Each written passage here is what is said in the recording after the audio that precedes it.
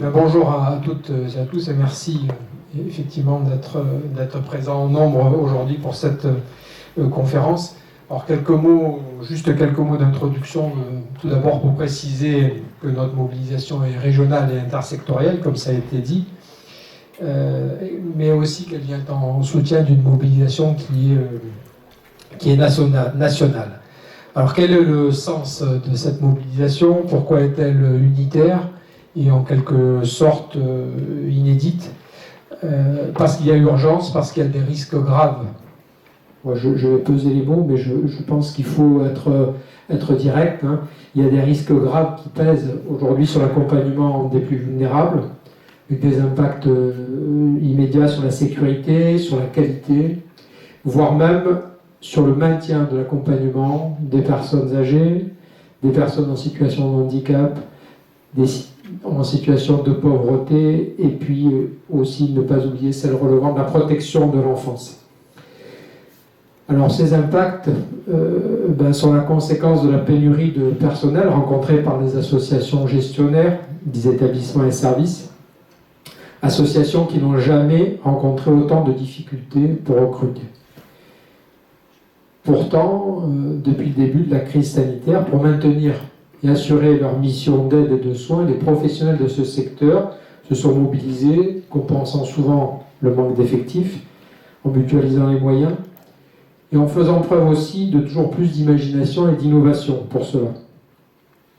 Pourtant, aujourd'hui, il y a une vraie crise de ces métiers de l'humain et on assiste à une désaffection, un manque d'attractivité, comme on le dit, du secteur et des ressources humaines qui s'épuisent chaque jour davantage. Comment pourra se poursuivre l'accompagnement des personnes vulnérables? Quelles seront les conséquences pour ces personnes et leurs aidants? Si demain les structures qui sont dédiées aux plus fragiles n'ont plus les moyens d'assurer leur mission, qui s'occupera des personnes âgées? Qui s'occupera des personnes handicapées, des personnes relevant de la protection de l'enfance et des plus pauvres d'entre nous? Si demain des établissements et services doivent fermer faute de personnel, combien de personnes resteront isolées, livrées elles-mêmes, certainement même en danger? Alors, si on évoque les aidants sont déjà fortement impliqués aujourd'hui. Doivent-ils se sacrifier ou s'impliquer davantage encore, faute de professionnels qualifiés?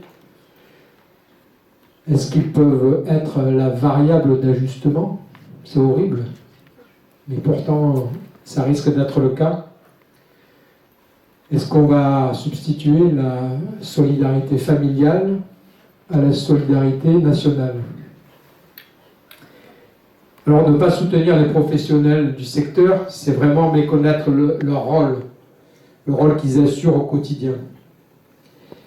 Et il est difficile de comprendre pourquoi ceux qui accompagnent les plus fragiles sont si peu valorisés. Il y a un impératif, une nécessité à investir sur ce secteur, car ce sont à terme, et on peut le dire déjà aujourd'hui, les personnes accompagnées qui subiront les conséquences des difficultés rencontrées actuellement. Ça devrait être la priorité des politiques publiques. Pourtant, les dernières annonces n'ont répondu que partiellement aux attentes et aux enjeux. Et elles ont créé des fractures entre les professionnels du secteur. Alors ce soutien, bien sûr, ça doit passer par une revalorisation salariale, c'est évident. C'est un minimum. Mais ça ne passe pas que par ça. L'attractivité de ces métiers de l'humain, j'insiste sur l'humain, c'est aussi le sens, le parcours et la formation, les perspectives et l'évolution. Alors nous partageons tous ici ces constats, ces préoccupations, et cette mobilisation unitaire, comme ça a été dit, est une alerte. Car nous sommes tous potentiellement, aujourd'hui, demain, des personnes vulnérables. Il s'agit donc bien là d'une question d'intérêt général et d'une vision de la société de demain. Le RIOPS PACA Corse a une mission politique en lien avec une ambition sociétale un projet de société inclusive, solidaire, accessible, fraternelle. Nous sommes une union intersectorielle aussi pour témoigner de ce que cela représente pour chaque secteur. Je vais laisser la parole circuler afin que chaque intervenant puisse témoigner de cette réalité et des conséquences au quotidien.